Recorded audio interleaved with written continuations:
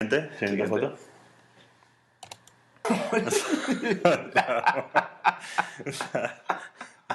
Me la hago, tío. Sí, ¿no? Hostia, este pavo se ha ido por patas, ¿eh? Sí, igual es el llavero de la llave, ¿sabes? Igual el tío tiene los huevos tan cuadrados que es el llavero, ¿sabes? De sus...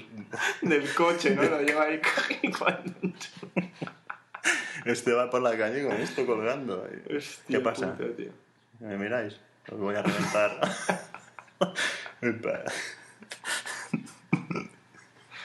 No, es que soy muy de mar, ¿no? Así, si se me caen las llaves, pues no se me hunden.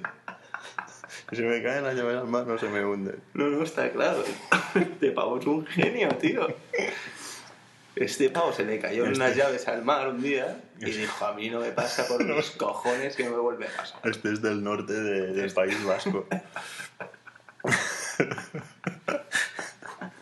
Está claro, tío. Ay, hostia, joder.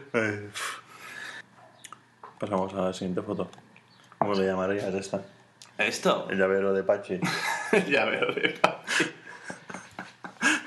Sí, está claro, tío. Footman.